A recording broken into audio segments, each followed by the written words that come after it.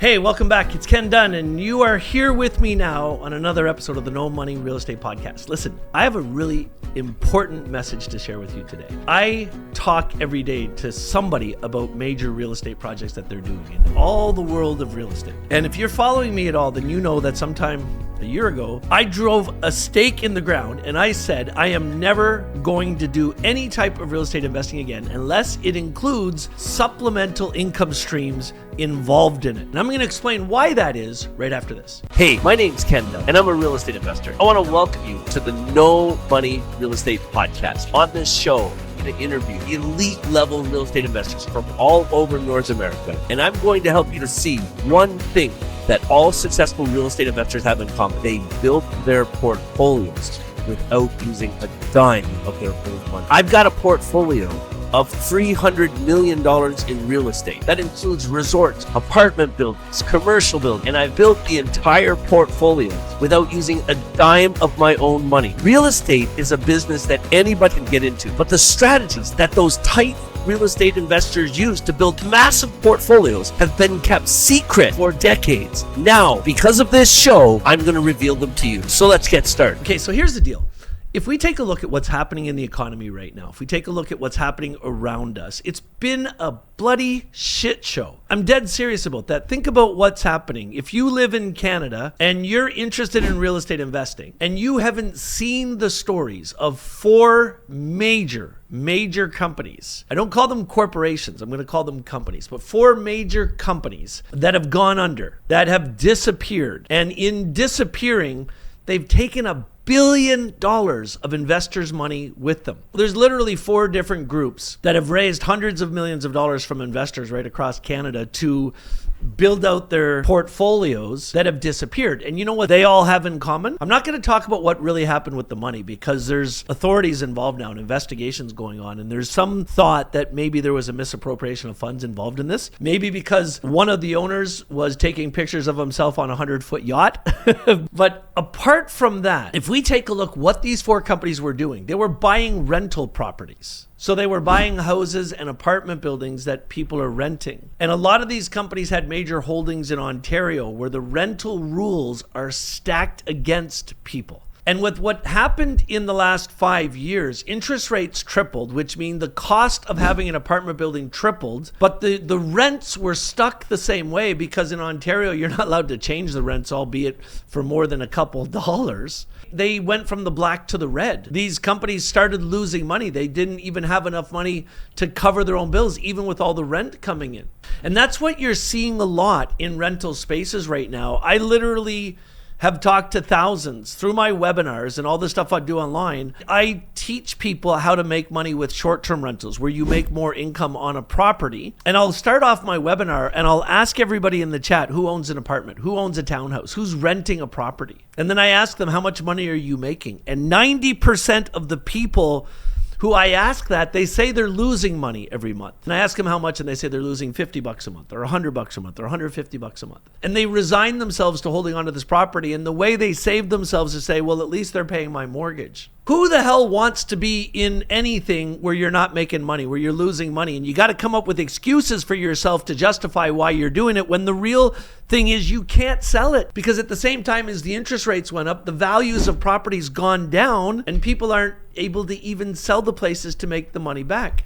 So when I saw this happening a year and a half ago, like for the last 7 years, I've been really focused on short-term rentals, cottages. I love the short-term rental space. I love the cottage space. I'll literally go find an old dilapidated cottage for like say 300 grand and I'll buy it with other people's money, 100%. Then I'll borrow 100 grand and renovate it. And I'll take that property that now I've got 400 grand into, I'll increase the value to 800,000. Then when I get the renovations done, I'll go to a credit union and say, hey, I need a mortgage for 400 grand to pay off these private lenders.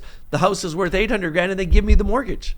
So now on that 400 grand mortgage, I'm paying $1,400 a month, $1,800 if I include property taxes, lights and everything. And then I'll go rent it on Airbnb and I'll literally charge $300 a night and I'll rent that place for 21 days a month, 21 out of the 30 days. So I'll make $6,000 and I'll have $2,000 in expenses. So I'm making $4,000 in cash every month on one cottage. So that's what really got me started thinking about this, is that what makes cottages amazing is there's a higher level of income for every door that you have because of the short-term rental game. And then I started, when the pandemic happened, as everybody knows, I couldn't buy cottages because everybody was buying them and they were paying more than they were actually worth. So then I went out and started looking at old dilapidated resorts. It was actually Kevin O'Leary, Mr. Wonderful from Shark Tank, that I was having a conversation with, and he said, why don't you just do this with resorts? There's more potential there. You can do the same thing. So I did. I went out and bought a property in Napanee, Ontario, paid $3 million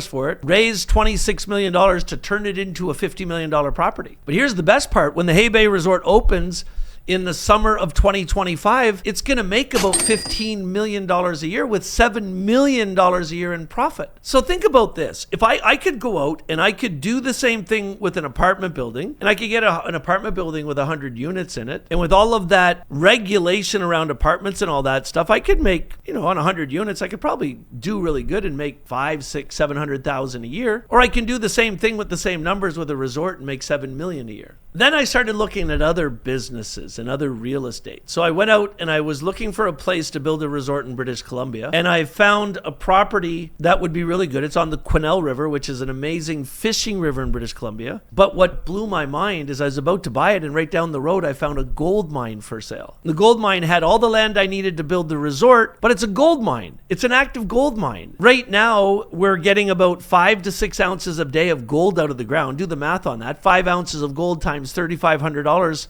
per day. And that's all revenue that we're bringing in. And then we're going to build the resort on it. And one of the marketing strategies for the resort is, hey, come out here and try gold mining so we can make it a destination. But the point of this episode that I wanted to share with you, and I want you to get thinking this way, is think about additional revenues in your real estate business. Why go out and do what everybody else is doing and buy an apartment and rent it? Yeah, look, I know there's a housing crisis, and I know there's a noble reason to do that. But why not start thinking outside the box and ask yourself, where can I make the most money? If you're looking at buying a piece of real estate, there's a strip mall for sale in Whitby where I live. They want $1.7 million for it. There's 6 tenants in that mall. One's a convenience store, another one is a vape shop. I forget what else is in there. But they make, I think, $47,000 a month, $600,000 a year, and the total costs of having that property is about $200,000. So you make $400,000 on a 7-unit strip mall. Start thinking of additional or supplemental income in your real estate deals. If you're risk adverse, you want to mitigate your risk, you don't want to have a ton of risk, a ton of issues, then start looking at real estate deals that have extra income built into it. Start looking at short-term rentals. Start looking at hospitality. Look at motels and hotels. Look at different ways to do that. Look at little commercial properties in the retail space. Look at commercial properties in the wholesale space. I have a friend of mine who bought a 60,000 square foot warehouse, and he turned it into a storage business. Now, here's the best part about it. You can still be passive, because if you set this up properly and it's got the right money coming in, you can hire somebody to run it. So every one of these major real estate deals I do with all these supplemental income streams, the hotels, the resorts, the gold mines, everything I'm doing, I hire a general manager to run it. I just put their salary and all their benefits into the equation. It still makes money. So it kicks off passive income for me. Now I'm still actively involved. So there's really nothing that's truly passive income, but you get the point. Anyway, I just wanted to get with you right now and get you thinking about this. If you follow me on YouTube, you're going to learn more about it, because there's tons of videos there where I get into really deep detail about why I invest in hotels, why I'm building resorts, why I'm doing short-term rentals. It's that additional income. If you watched every video on my YouTube channel, you would know as much as I do about it. Or you can just keep listening to this podcast. If you're listening to this on Spotify or the Apple Podcasts, you're going to get the same information, but become a regular consumer of it. Subscribe to this stuff. I promise you, I'm going to keep over delivering and give you more details and more factual information than anybody else is doing podcasts, because I really want to help you. I started out with nothing, and I have more than nothing today, and I want the same for you. We'll see you soon.